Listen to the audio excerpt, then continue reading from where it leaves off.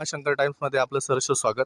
आपण आहोत आता घोडेगाव येथील वार्ड क्रमांक 6 येथील परंडा डोबीचीवाडी येथे. आणि डोबीचीवाडीमध्ये आंबेगाव तालुक्यामध्ये अनेक ठिकाणी नुकसान झालेलं आहे. जोरदार रात्रभर पाऊस आहे. 4 ते 5 दिवस झाला पाऊस सततधार चालू आहे.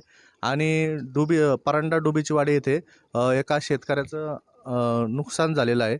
नुकसान झालेलंच आहे, परंतु जे शेतीतून जे पाणी येतंय ते संपूर्णपणाने त्यांच्या घरामध्ये घुसलेलं आहे. आता आपल्यासोबत आहेत काय नाव तुमचं? विनोद वामनराव काळे. हां, काय परिस्थिती आहे? रात्री 1:30 वाजल्यापासून भयानक पाऊस चालू होता. आम्ही सगळेजण झोपत होतो. अचानक घरातून सगळं पाणी वावरातलं घरामध्ये घुसलं. डायरेक्ट पुढे निघालं. माझ्या घरात जेवढं अन्नधान्य होतं सगळं भिजलंय. माझं इतकं मोठं नुकसान झालं का ते भरून निघणार नाही आहे.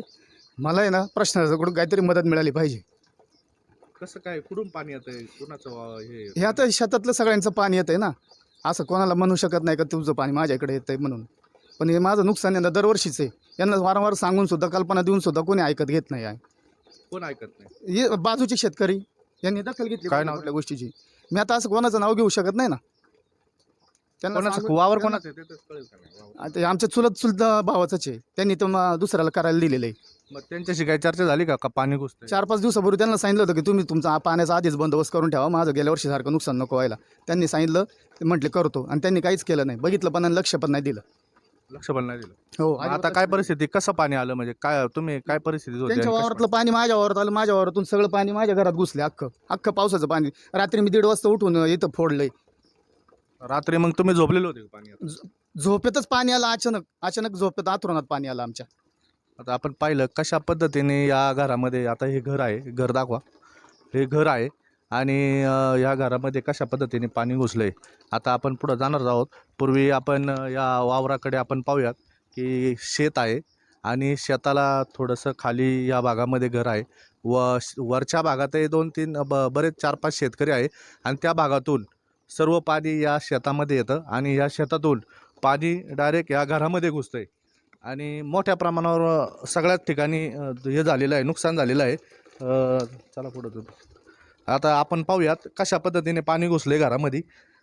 हे बघा, हे घरामध्ये पाणी घुसले. यांचं सर्व धान्य होतं. कांदे या भागामध्ये आहेत, कांदे पण आहेत. कांद्याचं या ठिकाणी आता हे बघा, हे चला खाली लाव. पाणी घरामध्ये घुसलंय पूर्णपणे. चक्की आखी भिजलेली आहे, आपण पाहू शकतो. आता या भागामध्ये, आता किचनमध्ये आलो तर किचनमध्ये पण पाणी घुसलेलं आहे. इथं आता स्वयंपाक कसा करायचं असं प्रश्न निर्माण झालेला आहे इथल्या घरातील महिलांना. आता इथं हॉल आहे, हॉलमध्ये धान्याची पोती होती, ती पण पूर्णपणे भिजलेली आहे.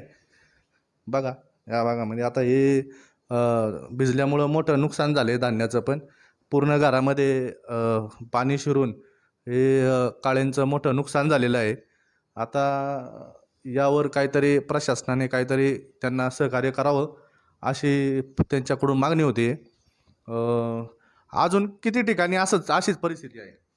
आता माझी तर मला माहिती आहे, पण भरती पण बऱ्याच ठिकाणी आहे ना नुकसान झालेलं आहे. आता जे नवीन बंधारा झाला आहे तिथं पण आजूबाजूला भरपूर नुकसान झालेलं आहे. आता ते आपण गेल्यानंतर बघितल्यावर ते लक्षात येईलच. पाहिलं आपण कशा पद्धतीने या शेतकऱ्याचं या परंडा या डोबीचीवाडी येथे मोठ्या प्रमाणात नुकसान झाले. भीमाशंकर टाइम्ससाठी किशोर वाघमारे, घोडेगाव.